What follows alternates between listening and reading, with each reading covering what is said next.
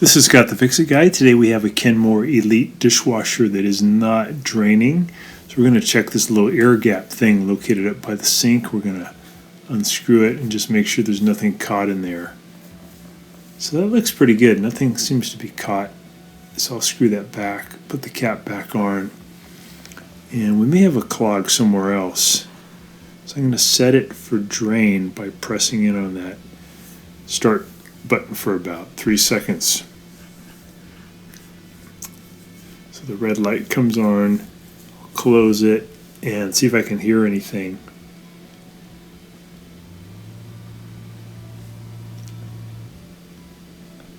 So here's the drain itself. I can feel that the drain's active, but the water's not really moving much. So the drain is working. The door closed, I'm just listening. I can kind of hear the motor humming, but you don't hear the cavitation or the sound of water moving around. So I got a feeling something's probably blocking the impeller.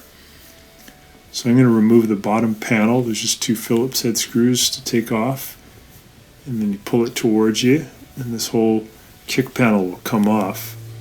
And now I can see the drain. I'm going to use my pliers to pull off the end of the drain. Some water is going to come out, so you want to make sure you can towel it up. And looking in, after I remove the drain hose, I can see some stuff caught inside there, right next to the impeller.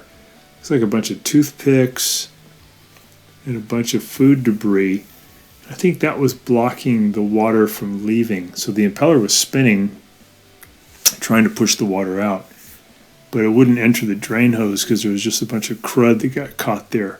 It's kind of unusual. Maybe they forgot to put the filter in and some of the stuff got past the impeller.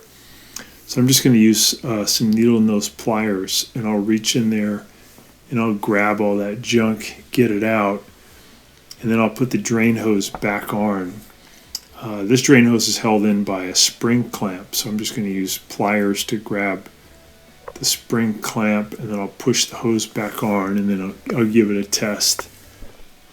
So now I've got the hose going. I'm going to remove this little air gap and look at the column of water that's coming out. So I'm getting a little bit of dribble.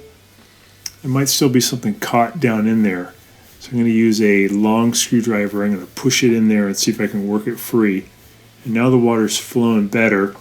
I got about a 1-inch column, maybe a 2-inch column of water, and that shows a healthy drain system. So we got all the crud out, and now the dishwasher can drain fine. Again, I don't know how the toothpicks and all that got past there, but maybe they forgot to put the filter in. So we corrected the problem. The drain's working great.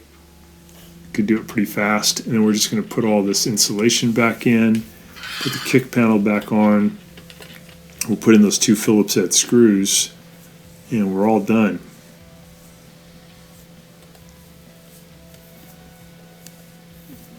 Just get those tightened up, and it was just a bunch of stuff clogging the drain system. Pretty common.